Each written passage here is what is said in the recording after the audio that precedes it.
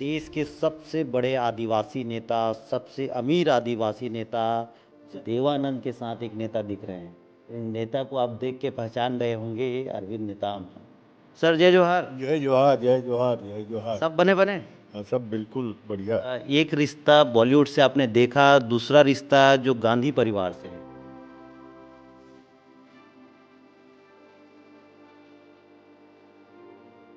इंदिरा गांधी इतनी powerful lady मानी जाती है आज भी, क्योंकि आज तक ऐसा कोई प्रधानमंत्री नहीं रहा जो इतनी पावरफुल रहे हैं। तो वो खड़ूस थी। नहीं, एडमिनिस्ट्रेटर अच्छी थी। अब जो एडमिनिस्ट्रेटर होगा वो तो एक दबंगी तो होती है ना। अब बिना दबंगी के आप एडमिनिस्ट्रेशन नहीं चला सकते। देश के सबसे बड़े आदिवासी नेता, सबसे अमीर आदिवासी नेता, जब वो सड़कों पे चलते थे तो सड़कों में जाम लग जाता था, इतना लंबा काफिला लेके चलते थे। वो नेता कौन है, उस नेता की तस्वीर आपको मैं दिखाता हूँ। यहाँ जूम करिए, इसको दिखाइए। देवानंद के साथ एक नेता दिख रहे हैं। इन नेता को आप देख के पहचान गए होंगे, ये अरविंद नेताम हैं। इधर देखिए, राजेश खन्ना के साथ जो मुस्कुरा रहे हैं उनको देखिए, ये अरविंद नेताम हैं। मनोज कुमार। और अब इस तस्वीर में देखिए, दिलीप कुमार के साथ जो हैंडशेक कर रहे हैं वो नेता है अरविंद नेताम।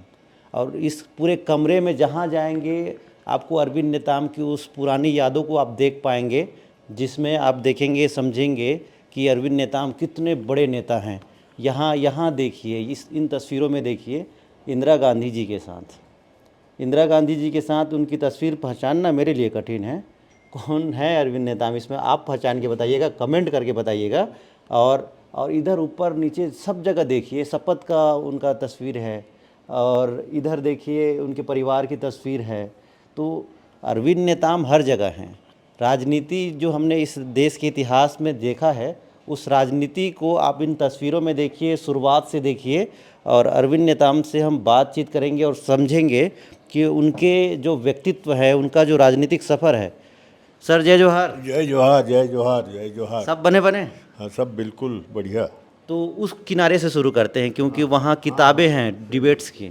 जब आप संसद में थे उस समय संसद में क्या रहता था, पहले के संसद को तो हमने देखा नहीं है, लेकिन अभी अभी संसद को देख रहे हैं। आप पहले ही नहीं हुए थे ना। हाँ।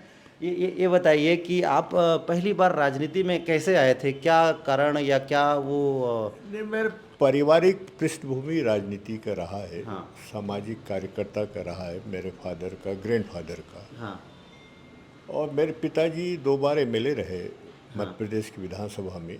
हाँ। तो एक प्रकार से विरासत में हमको ये बात, राजनीति हमारे को मतलब मिला। बचपन से ही राजनीति राजनीति में पले माहौल बड़े। माहौल में रहे हैं तो। हाँ।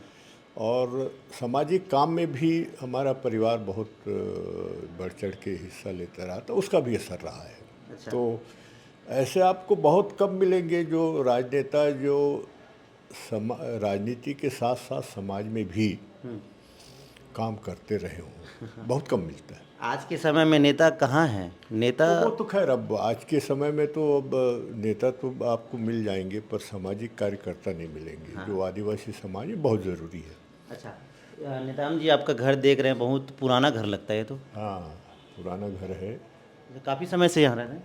हाँ, करीब करीब 40 साल से हुआ। 40 साल से। जब राजनीति के उस शिखर में थे तब भी यहीं रहते थे।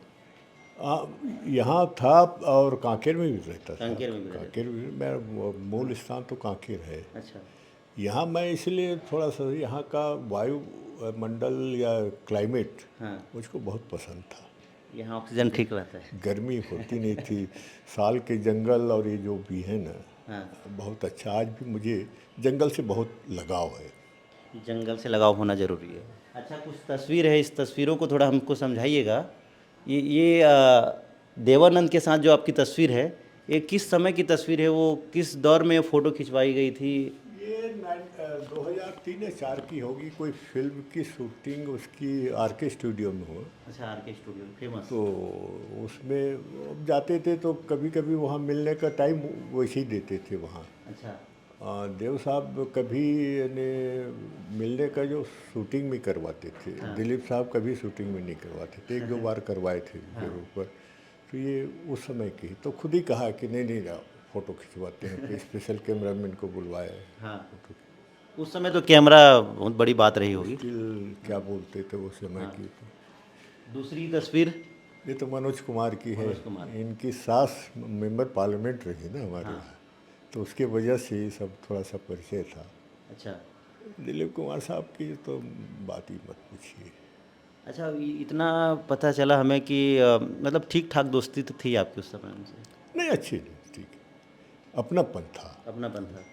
अब हम दिल्ली में एक बात थी कि मैं रहूं ना रहूं, हम्म, ये जो बस्तर की शरबत को पीने के लिए वो दिल्ली जब वही आते थे, हाँ, घर में अपने बंगले में मेरे बिना पूछे हाँ, घुस जाते थे और मिसेस को कहते वो शरबत पिला दीजिए।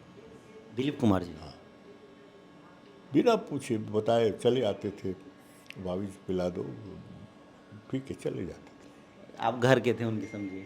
अरे एक प्रकार, अब एक थाली में खाते थे तो आप समझिए कि अब कहीं ना कहीं कि रिश्ता तो जो बनता था। तो उस समय आपको ऐसा नहीं लगा कि मैं तो गलत जगह आ गया हूँ राजनीति में, मुझे तो फिल्मों में जाना नहीं चाहिए? नहीं ऐसा नहीं है, ऐसा नहीं है। फिल्म के प्रति बचपन से तो लगाव था ही हाँ, स्टूडेंट लाइफ से। पर ये भी हम ऐसा नहीं सोचे थे कि हम इन इन इन फिल्म इंडस्ट्री में हमारा एक संबंध बनेगा। जैसे आशा आशा पारेख जी हैं, हाँ, आज भी हमारा पारिवारिक संबंध उनसे बहुत बढ़िया है। अच्छा। एक ज़माने में उसके हम शुरू में फ़ैन थे हम्म, और आज तक उसका हमारा संबंध पारिवारिक संबंध है। आज भी बातचीत होती रहती, साल में चिरौंजी हाँ, और तिखुर हाँ, वो जाते ही जाता है। बस्तर से भेजा जाता था। भेजा जाता था, अभी भी जाता है। अभी भी जाता है? क्या बात है। और एक रिश्ता बॉलीवुड से आपने देखा, दूसरा रिश्ता जो गांधी परिवार से है, उसकी तस्वीर इस तरफ देखने को मिलेगी। और वो बहुत सारी तस्वीरें, क्योंकि राजनीति बहुत अच्छे तरीके से आपने जिया है राजनीति को। और मुझे इस तस्वीर की इसमें नहीं है मेरी फोटो पर, बिल्कुल एक है फोटो, इसमें यहाँ नहीं लगा है, कहीं और है। हाँ, हाँ। उसमें है जहाँ किरंदुल के बच्चों को मैंने मिलवाने ले गया था अच्छा, वो 70। हाँ, दिल्ली। हाँ दिल्ली आए थे टूर पे, हाँ, सेंट्रल स्कूल के, तो उनके साथ है, तो आप पहचान भी नहीं पाएंगे मुझको। वही तो मैं ढूंढा, कहाँ है ये दामजी? मेरे फैमिली ससुराल के रिश्तेदारों के सारे सारे ससुर ये सब मैंने अच्छा, बच्चों की उनकी। इंदिरा इंदिरा गांधी मतलब अमेरिका तक में अपनी ताकत परचम लहराने में सफल थी। तो उस लेडी के साथ आपका इतना नज़दीकी, आप इतने उनके उनके परिवार से कैसे जुड़ गए? नहीं नहीं देखिए, ऐसा है कि जब लोकसभा में हम गए 73 में, तो हम 28 साल के थे। अभी जितना मैं हूँ।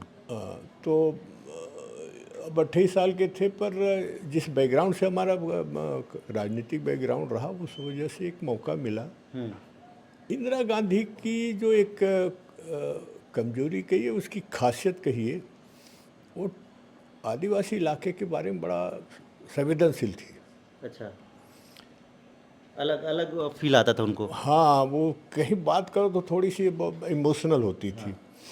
उसका मैंने थोड़ा सा जायज़ नाजायज़ फ़ायदा बहुत से मुद्दों को उठाने में लगाया, हाँ, और काफ़ी बहस भी होती थी, चर्चा भी होती थी। जैसे यहाँ पाइन प्लांटेशन है बस्तर का, एक्साइज पॉलिसी देश की हमने एक चिट्ठी में बदलवा दिया। अच्छा, शराब की नीति जो आदिवासी इलाके में आज खुला है, कोई भी बना के पी सकता है। अच्छा। पहले ठेकेदारी था, तो अब जंगल की सूपे पे कई बार बात होती थी। बोट घाट के मुद्दे पे जब हमने इसको कहा, तो वो जो बात उस ज़माने में वो करती थी, वही आज तक के वो लागू है। वो अंततः भारत सरकार ने रिजेक्ट कर दिया उसको। यानी जंगल, वातावरण, वायुमंडल, ये सब उसके बारे में बहुत, और ट्राइबल लाइफ से उसके बारे में बहुत ही उनका कभी बस्तर तरफ आना हुआ? कई बार रही है, आई? वो आई थे। अब थे? हाँ हम तो मेंबर पार्लियामेंट थे, मंत्री थे, हाँ। तब भी आई थी। बाबूजमाड़ भी गई थी, हम वहाँ थे। एक एक चीज़ बताइए कि इंदिरा इंदिरा गांधी इतनी पावरफुल लेडी मानी जाती है आज भी, क्योंकि आज तक ऐसा कोई प्रधानमंत्री नहीं रहा जो इतनी पावरफुल रहे हैं। तो वो खड़ूस थी, जो बोलती थी वही होना चाहिए, किसी की नहीं सुनती थी, ऐसा हमने सुना।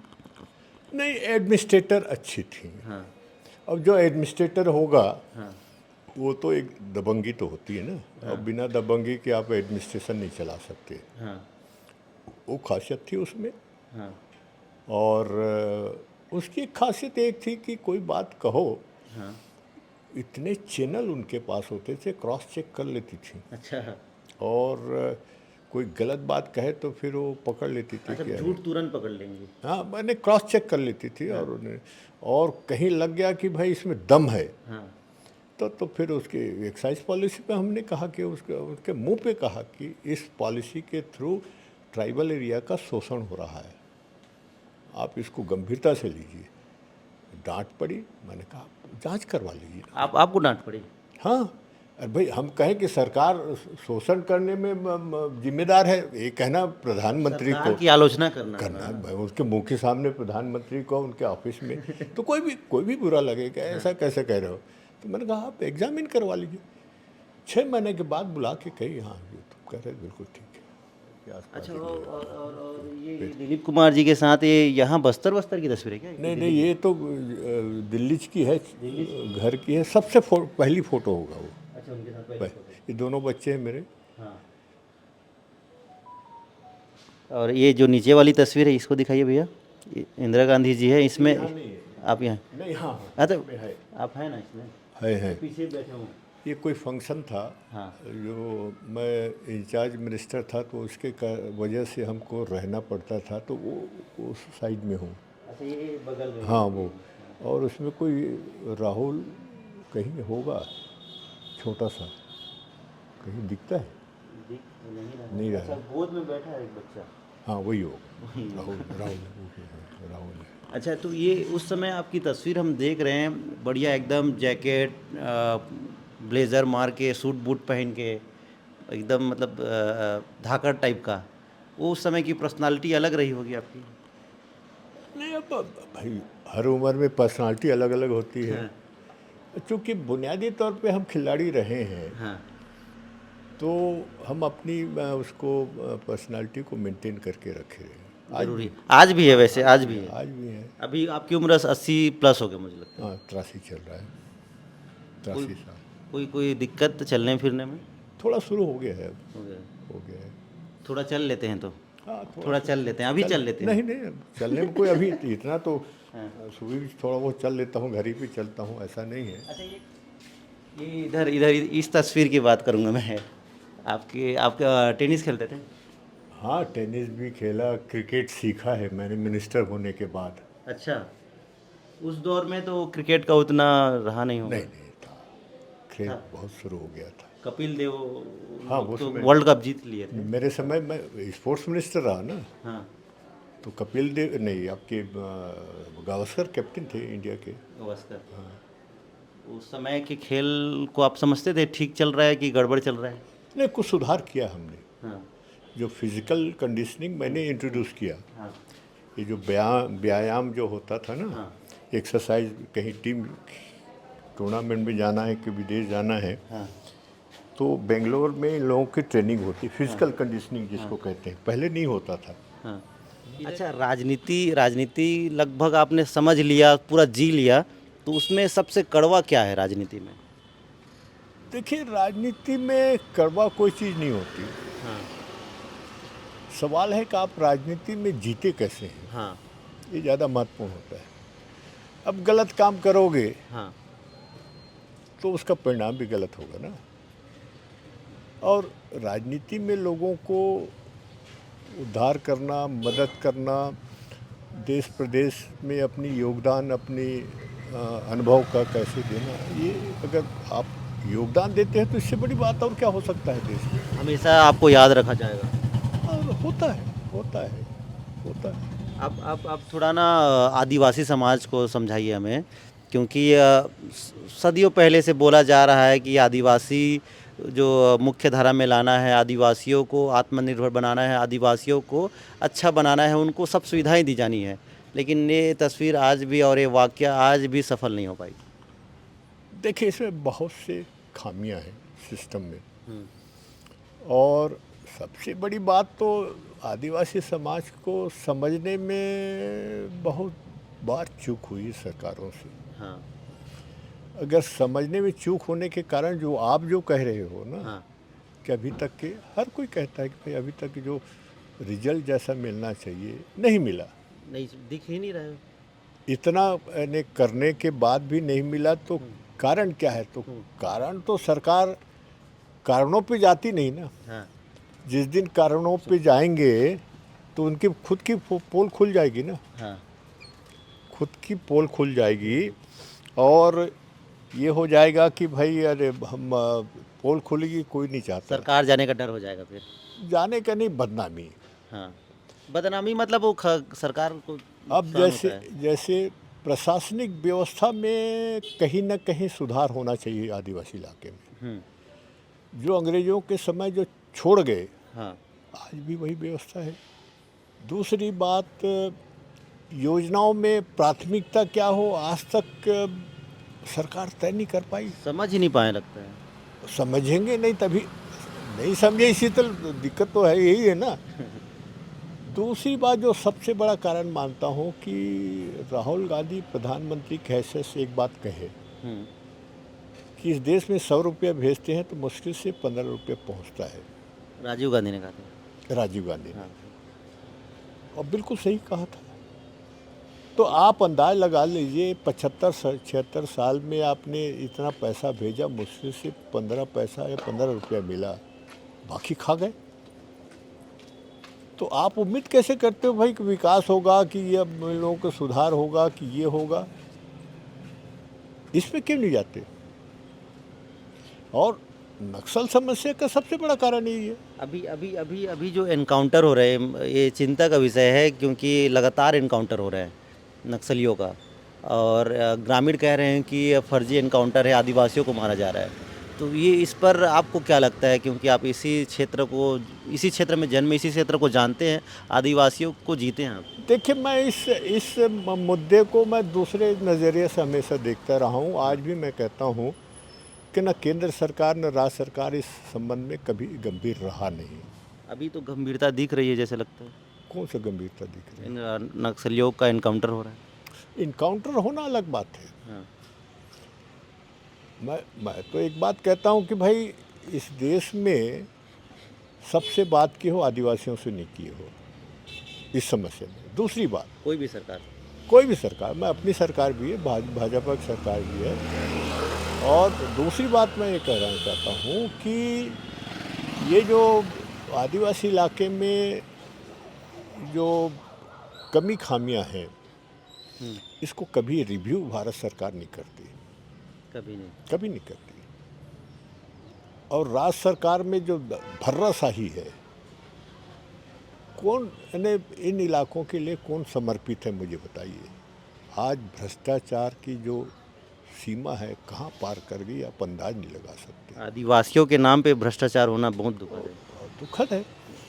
तो ये जो हम मेरा ये कहना है कि आप नक्सली पैदा क्यों हुए, आज तक किसी सरकार ने हमको नहीं बताया, जवाब नहीं दे नहीं सका। बताया।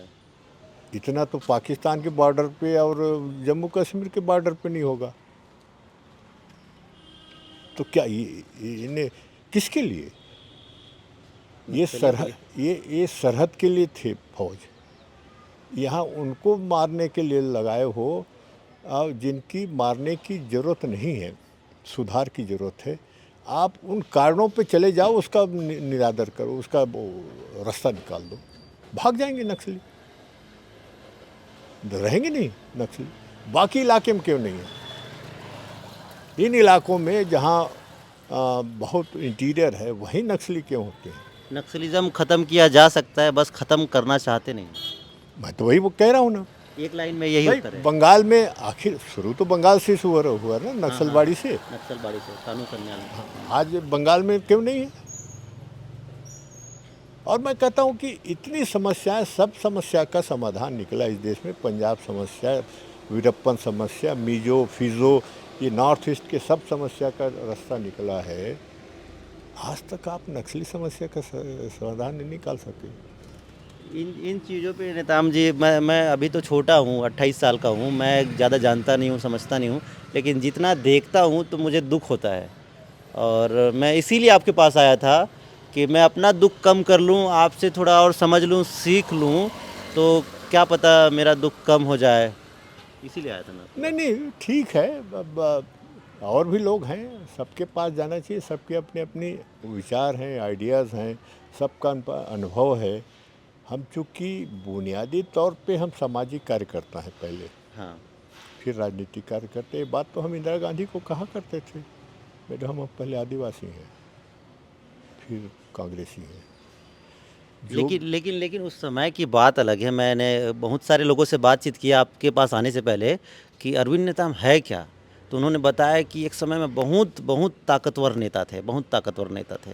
वो काफ़िला में चलते थे, जब बस्तर आते थे तो जाम लग जाता था, इतना ताकतवर। नहीं, ठीक है, हाँ, वो तो हर एक समय का होता है, दौर आता रहता है, जाता रहता है। पावर में रहोगे तो बहुत कुछ होता है। पर एक बात हम आज भी कहते हैं कि हमने राजनीति, सक्रिय राजनीति से दूर होकर के समाज में काम करने में सारा जीवन लगाया है। आज भी लगे हैं, आखिरी दम तक लगे रहेंगे, करते रहें, काम कर जाते हैं समाज के काम। हमको रुचि है। मैंने अभी जितना आपको समझा, उसके हिसाब के से आपने राजनीति में सामाजिक कार्यकर्ता होते हुए इस नाते काम करते करते करते आप राजनीति के शिखर पे गए। उसके बाद आपको राजनीति ठीक से नहीं जमा, सही में? अब फिर ये कुछ हद तक ठीक है। अब राजनीति छोड़ने का या कांग्रेस छोड़ने का मतलब ही यही है। अब वो कांग्रेस नहीं रह गई जो एक वो हम अपने समय में देखा है, इंदिरा जी के समय में देखा है फिर कि आपको आपको लगा फिर कि मुझे समाज के पास जाना चाहिए। अब भाई जब इनका सोच ही नहीं है आज के जो हाँ, पार्टी में कि इन वर्गों के प्रति, वही बताया ना, तो हम तो एक चिट्ठी में पूरी देश की पॉलिसी बदलवा दी, हाँ।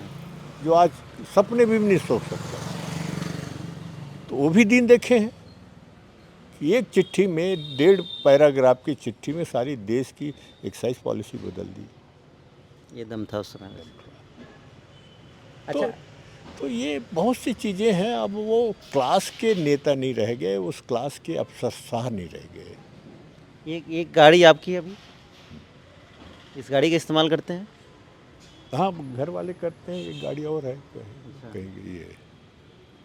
तो एक एक चीज़ मतलब कमी नहीं खलती कि मैं एक समय में था, इतने पावर में था और अब नीचे आ गया हूँ, ऐसा लगता है? नहीं, नहीं लगता? नहीं, देखो, जो मूलतः सामाजिक कार्यकर्ता होगा ना, हाँ, कोई भी हो, अपनी दौलत वो जनता है। वो कभी ये महसूस नहीं करेगा। हाँ, आप जो बात कह रहे हैं, हम दिल्ली में उस ज़माने में, हाँ, आज से सिर्फ 55 साल हो गया, हाँ, तब तो कॉन्स्टिट्यूंसी में, घर में, गांव में, इलाके में कोई सड़क नहीं था, बिजली नहीं था, ये था। तो भी मंत्री थे तो भी जाते थे गांव में, तो खटिया में सोते थे, अच्छा, कुआं में नहाते थे। और हम जानते थे भाई ये क्षणिक है। हाँ, हमारा धरती तो यानी जहाँ हमारा जो ये है, तो मूल तो यही है ना। इसी धरती से जुड़े रहना है। उसी गांव से, उसी परिवार से, उसी समाज से। और उनका जो स्थिति है उस हिसाब से रहो। हमको हमको अपनी राजनीतिक जीवन में जब वो समय रहे, हमको फुल पेंट पहने और सूट पहने नहीं देखे होंगे, कॉन्स्टिट्यूंसी में नहीं देखे होंगे। धोती कुर्ता या कुर्ता पैजामा। हम अपने आदिवासी वेशभूषा में ही रहते थे उस समय। नहीं, हमारे पिताजी कहा करते थे, देखो हाँ, बेटा, हमारा समाज लंगोटी वाला है। हाँ, आपका पोशाक ऐसा होना चाहिए कि समाज लगे कि ज़्यादा डिस्टेंस फील ना करे, हाँ, हाँ, हाँ। दूरियां। अगर बाबू टाई बेल्ट पहन के घुस अरे जाओ फुल पेंट भी पहने तो बाबू साहब, उस ज़माने में फुल पेंट बहुत कम होते थे, हाँ, जो सर्विस में होते वही पहनते थे, बाकी तो सब हाफ पेंट, पैजामा, कुर्ता। तो वो बात कहते थे तो वो दिमाग में हमारा था। कि भाई समाज के बीच में जाना है तो हमारी ड्यूटी लगती थी। गर्मी छुट्टियों में पढ़ते थे तो शादी जाना है, मरनी जाना है, तो मना करते थे कुर्ता पजामा पहन के जाओ, फुल पैंट पहन के नहीं जाना, बाकी करो जो करना। जो संस्कार जो दिए बचपन से वो काम आया और उससे एक अपनापन लगता है समाज में। जरूरी है, अपनापन नहीं लगेगा तब तक हम खुल के बात कैसे करेंगे। पोशाक से ही लगता है। हाँ, अब उस उम्र में हम धोती पहनते थे, अब बताओ। ये अपनापन तभी तो फील करते थे जनता। अब जब लंगोटी वाला है तो फिर तो अब वहाँ धोती पहन के जाओ तो ज़्यादा अपनापन लगता था। तो ख़त्म करें। आपके ऊपर है जैसा बोला। अरविंद नेताम को आप अभी तक जितना जानते थे, मैंने कोशिश किया है कि थोड़ा और आगे जान लें उनसे, उनके इतिहास को समझ लें, क्योंकि आदिवासी नेताओं को कैसे संघर्ष करना पड़ता है, कैसे वो राजनीति में आते हैं और राजनीति में आने के बाद क्यों उनको राजनीति से वापस आ जाना पड़ता है अपने समाज के पास। तो इस पूरी कहानी को समझेंगे तो आपको यकीन हो जाएगा कि अरविंद नेताम दिल से बड़े हैं, दौलत से नहीं।